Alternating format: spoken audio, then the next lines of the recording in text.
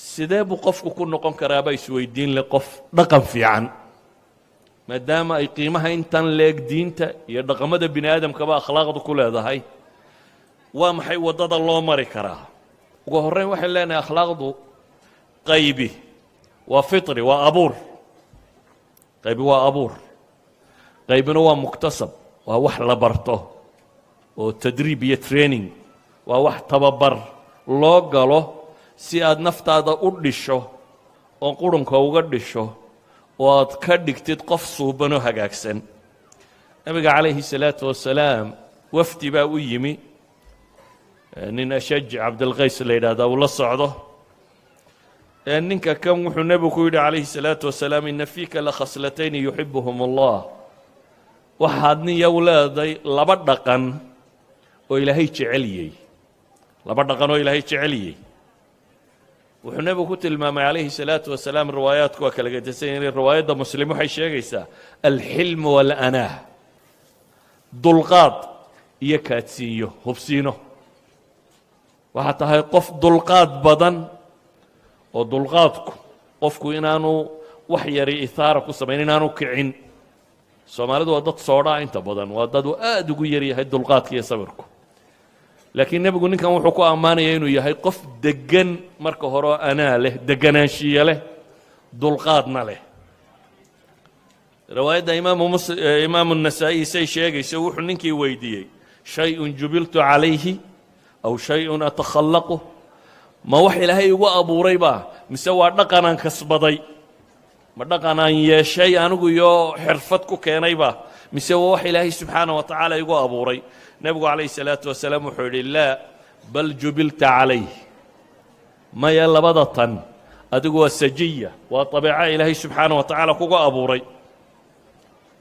idan qaybi baynu leenahay dhaqanka waa abuur oo waa ka ilaahay qur-aanka ku tilmaamaya subxaanahu wa tacaala qaala inamaa ana rasuulu rabbiki liahaba laki ghulaaman zakiya ciise ilaahay markuu maryamo siinayey ugu bushaaraynayey malagii u yimi wuxuu leeyahay waxaa rabbaa isoo diray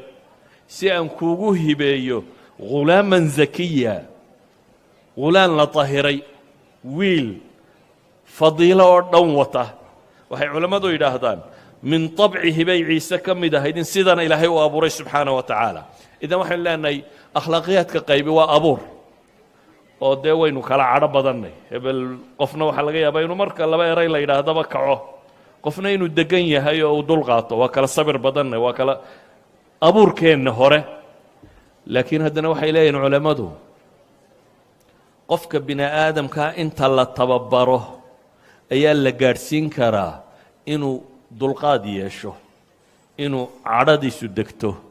inuu gacan furaado wax allaaliya waxaynu fadiilo u naqaano wanaag iyo dhaqan u naqaano qofka waa loo rabayn karaa bay leeyihin haddii la rabeeyo dee xayawaan baa la rabeeya ama bini aadam baan la rabayn karaynin xayawaankaa kaynta ordaya ayaa la qabtaayo inta la tababaro waxaad arki qaar shabeel tababartay ama libaax tababartay libaax iyo shabeel haddii la tababaray ma qof bini aadam oo nool baan la tababari karaynin markaa saa awgeed buu nebigu calayhi salaatu wasalaam isagoo qaybta mukhtasabka ee bini aadamku uu hanto ka warramaya baa wuxuu yidhi inama alcilmu biاtacallum wa inama alxilmu bitaxallum waman yataxara alkhayra yucطah waman yatawaqa shara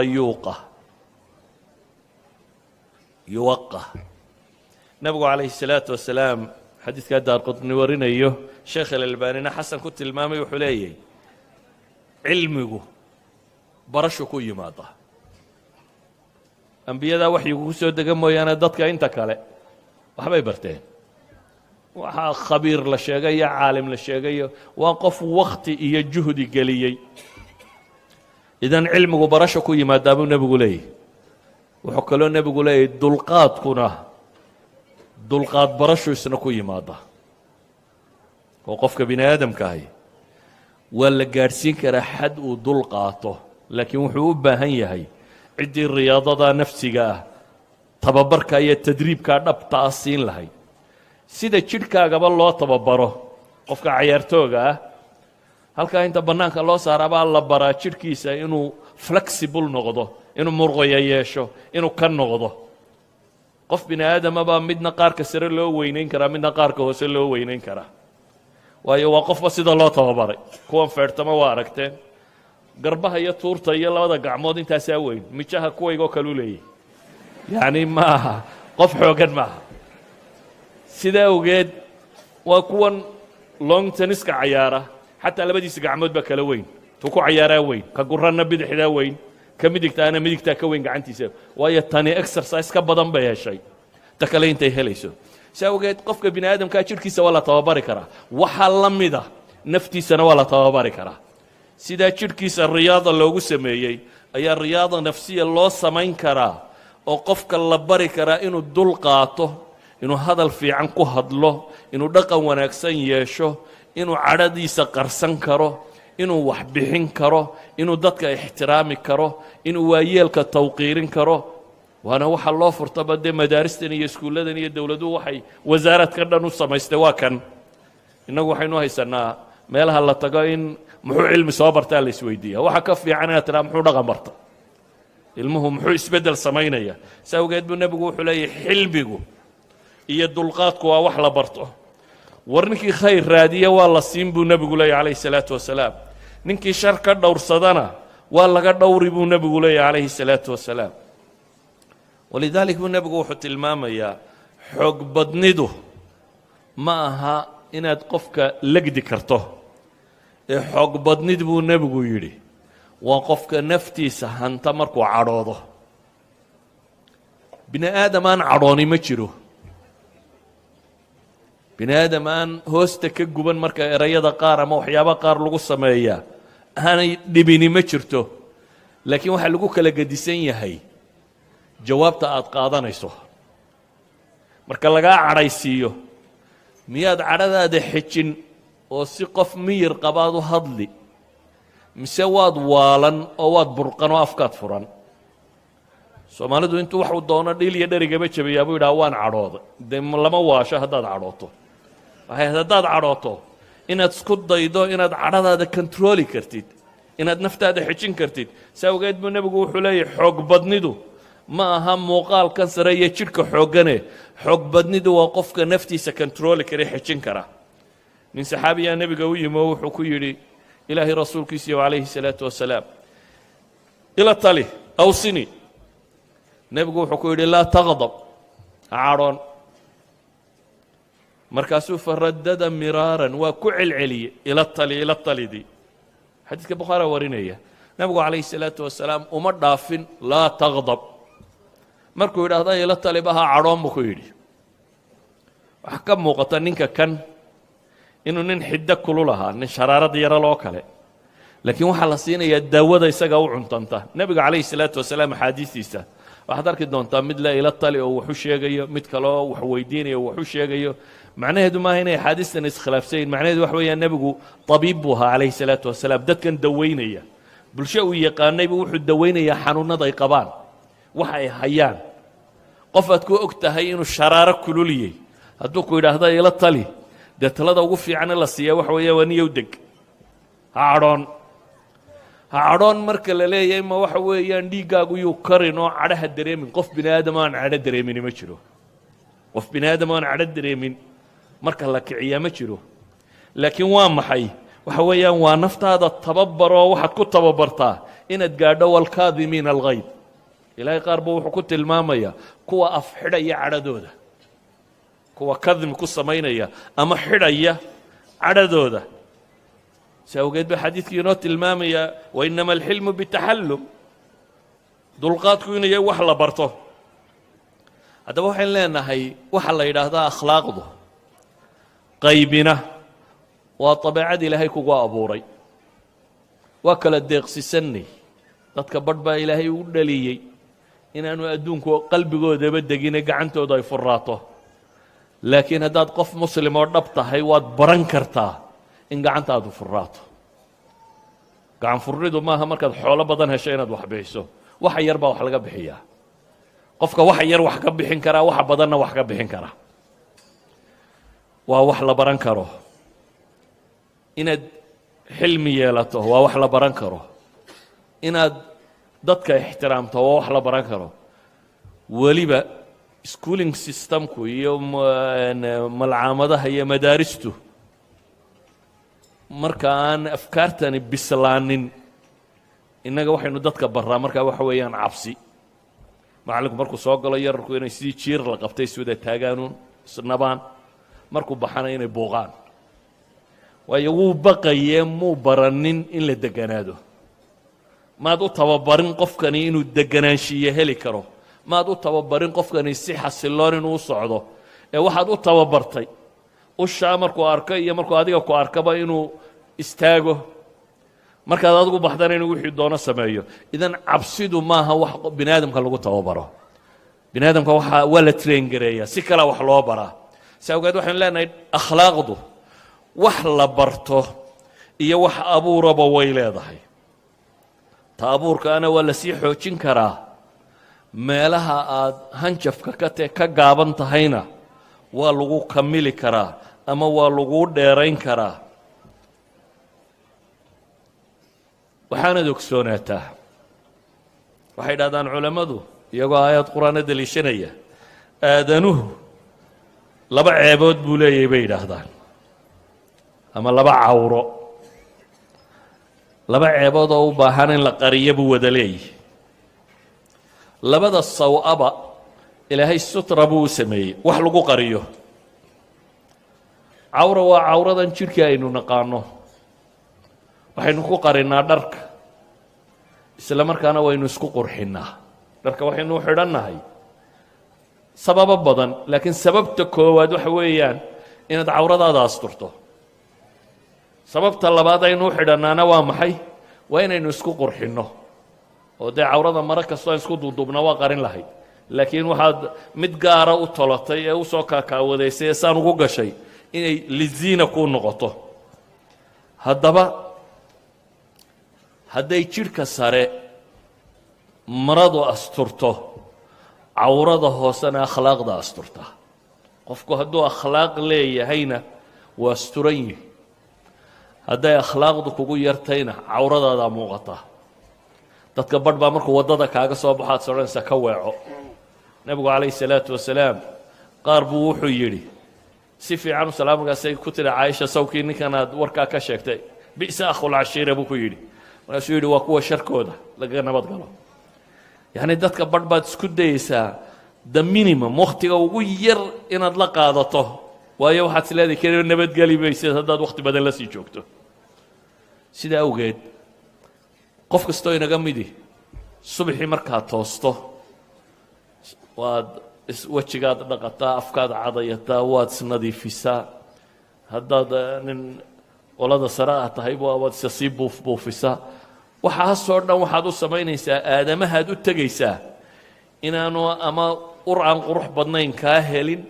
ama muuqaal fool xunle aan kugu arag. waxa ka qurux badan jamaalul afcaalka. in dhaqankaagu quruxu leeyahay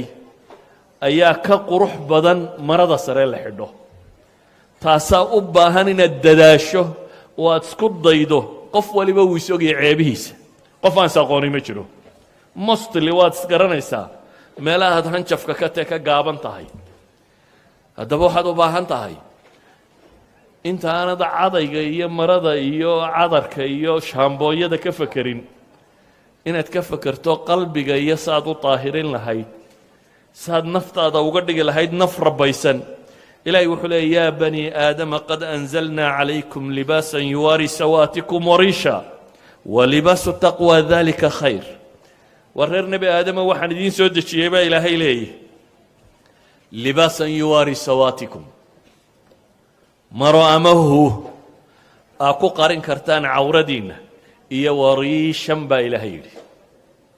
iyo ku la ysku qurxiyo. laakiin waxaa la sheego kale wa libaasu taqwa dalika khayr baa la yidhi. huga taqwada, huga dhaqanka iyo akhlaaqda iyo alla ka cabsiga ayaa ka khayr badan waxa kale oo dhan. waxaan leenahay markaa waa laba hu oo la wada qaate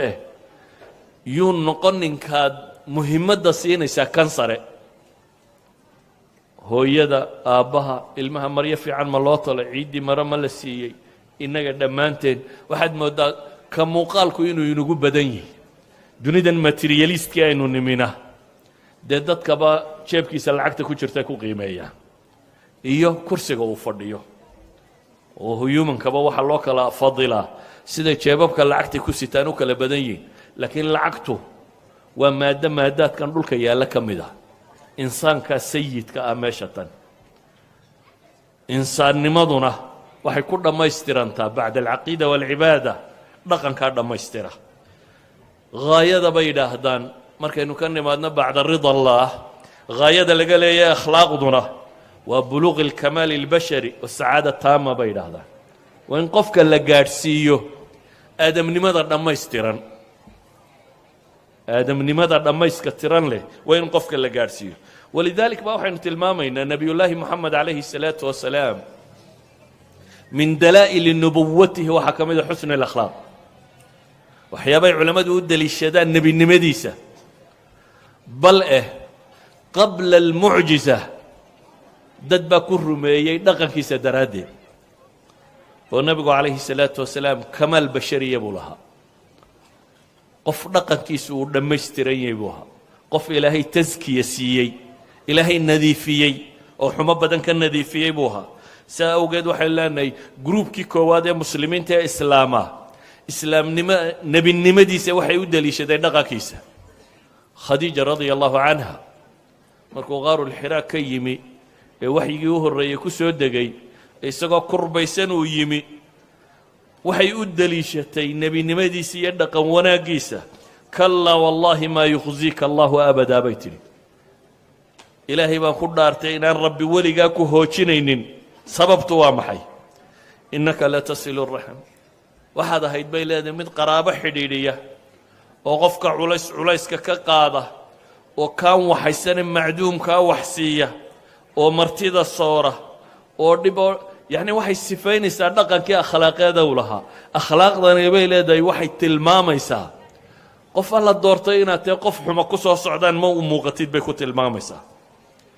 ilaahayna subxaanahu wa tacaala wasfiga ugu weyne uu nebiga qur-aanka ugu qoray waa wainaka la calaa khuluqin cadiim waxaad tahay mid ku sugan wainak waa jumla ismiya adawaatu tawkiid lagu bilaabay xarafka la isticmaalay waa calaa alculuw waxay yidhahdaan waxaan oo dhamme waxay tilmaamayaan baa yidhahda fii cilmi luga marka la eego nebi maxamed akhlaaq dhammaystiran diin dhammaystiran inuu ku sugan yahay ilahay wuxuu leey wainaka la calaa khuluqin cadiim akhlaaq dhammaystiran mid ku sugan baa tahay idan waxaynu leenahay akhlaaqdu waa min dalaa'ili nubuwaba waxyaabaha loo deliishado nebigu inuu nebi yahay bay ka mid tahay waxaa kugu filan xadiidkii bukhaari ee heraklis boqortooyadii ruum ninkii haystay abu sufyaan oo gaal ah oo aan muslim ahayn ayaa la waraystay markii waraaqdii nebigu uu diray ay u tagtay calayhi salaatu wasalaam ayuu yidhi cidima ka joogtaa qoomkaa oo waxaa la soo helay 6 nin dabeetana abu sufyaan baa la waraystay warkii abu sufyaan la waraystee la weydiiyey hiragal 13 ama 14 su-aalood buu weydiiyey intiiba wuu uga jawaabay waxaanay wada tilmaamayeen dhaqankiisa wuxuu heraklis leeyahy markaa fain kaana maa taquulu xaqaa waxaa ii sheegteen hadday run tahay fasayamliku mawdaca qadamaya haatayn wuxuu hanan doonaa halkan aan jooga buu leeyahy waan ogaa in nebigu soo baxayo laakiin maan moodayn buu leeyahy inuu idinka mid yahay ee haddaan gaadhi karaya buu leeyahy waan isu xambaari lahaa waan isku dhibi lahaa inaan gaadho cagihiisaanan maydhi lahaa buu ku tilmaamaya waxa uu sheegay abu sufyaan waxay u badan yihiin dhaqankiisii iyo akhlaaqdiisii iyo nebigu calayhi salaatu wasalaam siduu u dhaqmayay biografigiisa markii looga warramay buu wuxuu ka deliishaday inuu nebi yahay heraklis wuxuu ka deliishaday biografiga nebiga calayhi salaatu wasalaam inuu nebi yahay abidar saxaabigii la odhan jiray markuu soo diray walaalkii uu yidhi war bal nin baa maka ka soo baxay oradii soo waraysa ninkaa xaalkiisa xadiiska kale bukhaari ku yaalla wuxuu leeyahay walaalkii unays waan soo socday oo waa nimi dabeetana ninkii baan dhegaystay abu dar buu ku soo noqday abu dar wuxuu ku yidhi war maxaad ku soo aragtay ninkii ra'aytuhu ya'muru bimakaarim alakhlaaq buu yidhi waxaan soo arkay nin dadka faraya dhaqamada kuwa ugu fiican ama u qurux badan leh nin faraya baan soo arkay saa awgeed ayuha alxiba waxaynu leenahay haddii nebiguba risaaladiisii calayhi salaatu wasalaam uu cinwaan uga dhigay inamaa bucidtu liutamima makaarim alakhlaaq aw saalix alakhlaaq labada riwaayadood ba imaamu axmed baa warinaye hadduu uga dhigay nebigu calayhi salaatu wasalaam cinwaanu risaalaba inay tahay akhlaaqda inuu dhammaystiro waxa loo soo diray waxay culammadu yidhaahdaan akhlaaqduba waa 3 qodob bay sheegaan iyagoo aayad qur'aana daliishanaya waxay dhahaan waa badli lmacruuf wa kafi ladaa wa ixtimaali ladaa bay yidhahdaan akhlaaqiintaasay ku dhantay bay yidhahdaan waa qofkoo samaha sameeya badli lmacruuf wixii curfiga ku fiican ee macruufkee dadku wada qirayo qofkoo sameeya iyo qofkoo dhibtiisa dadka ka haysta aan isaga wax dhibi ka soo fulin iyo qofkoo dhibta dadka kale kaga timaada u dulqaato oo aan cadhoon ama markiiba boodin waxay yidhahdaan akhlaaqiintaasay ku koobantay intaana waxaa laga qaataa bay yidhaahdaan aayadda qur'aana ilaahay leeya khudi alcafwa wa'mur bilcurfi waacrid can iljaahiliin ilaahay wuxuu nabigiisii ku yidhi khudi alcafw wa'mur bilcurf waacrid can iljaahiliin cafwiga qaado dadkana samaha far jaahiliinta iyo wax magaradka waxa kaa soo gaadhana ka jeeso qurux ma laha qofkii farta kugu soo taagaba inaad 5 ku taagtaa casriganna saasay u badantay wadaadkii wadaad kale eray ku yidhaahdaa isna waa inuu 10 ku yidhaahdaa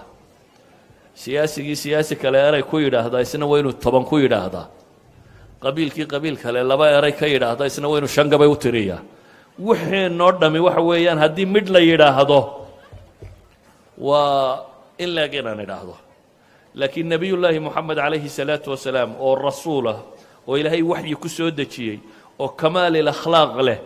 ayay waxay lahaayeen waa saaxir iyo waa kadaab iyo waa kan markaasaa ilaahay leeyay waa acrid can iljaahiliin lama odhanin nimanka kule waa saaxir iska dhici iyo nimankaa kadaabka kugu sheegaya kan sheegaya ee ilaahay wuxuu ku yidhi waacrid can iljaahiliin wax magaratada waxba ha u dhegtaagin idan dhaqanku wuxuu u baahan yahay in nafta la tababaro dhaqanku macluumaad maaha waa laga yaabaa in aqoontaadu badantay macluumaad tiro badan ina information badan inuu madaxaaga ku jiro ama mid diineed ha ahaado ama mid dunawiya ha ahaado laakiin aswa naas baad noqon kartaa haddana iyadoo informationkaagu tiro badan yahay yes informationka tirada badan leh wuu ka qayb qaadanayaa haddaad trainingkaagu fiican yihi haddii dhaqankaagu wanaagsan yihi waxaa asali markaa wuxuu yahay qofka muslimka ahi inuu yahay mid dadka khayrka gaadhsiiyo kow khayru nnaasi anfacuhum ayuu nebigu tilmaamaya dadka waxa u khayr badan anfacuhum linnaas dadka ka ugu anfac badan leh waxaa kaloo nebigu tilmaamaya almuslimu man salima almuslimuuna min lisaanihi wa yadih muslimka dhabta ahi waa qofka muslimiintu ka nabad galaan carabkiisa iyo gacantiisa mid baa yidhi maxaan qabtaa markaasuu nebigu yidhi sidaa ye markaasuu yidhi haddaan kari waayana markaasuu yidhi sidaa ye markaasuu yidhi haddaan kari waayana nebigu markii dambe wuxuu ku yidhi dee dhibtaaduun dadka ka hayso haddaad wax matarannimo isku og tahay gacantaadii afkaagu ha kuu xidhnaadaan haddaanad waxba kala qaban karin ummadda haddaanad waxba ku kordhin karin si awgeed buu nebigu calayhi salaatu wasalaam ku tilmaamaya akmalu lmu'miniina axsanuhum akhlaaqa xadiidka tirmidi iyo abi daawuud sheekh alalbani saxiixa ku tilmaamayo in sha allah axaadiistan tilmaamay oo dhami ama waa xasan ama waa saxiix waxau nebigu tilmaamaya ina min khiyaarikum axsanukum akhlaaqa saxiixaynka xadiid ku yaalla ina min khiyaarikum xulkiinna waxaa ka mida baa ilahay leeyay dadka marka la miiro inta xulka ahi waxa weeyaan buu nebigu leeyahy axsanukum akhlaaqa waa inta dhaqankoodu fiican yahay waxaa wada taqaaniin xadiidka 40 aynu ku wada dhiganno ee dhowr saxaabi nebiga ku yidhaahdeen awsini awsini awsini riwaayadda abu dar ee ku taalla 40ku maxay sheegaysaa ittaqi illaaha xayثuma kunt waatbic sayi'ata alxasanata tamxuha wakhaaliqi الnaasa bikhuluqin xasan u fiirso waxaa la tilmaamay ilaahay siduu ula dhaqmi lahaa ilaahay subxaanaه wa tacaala ka dhowrsan naartiisa iyo qadabkiisa iyo cadhadiisa la yidhao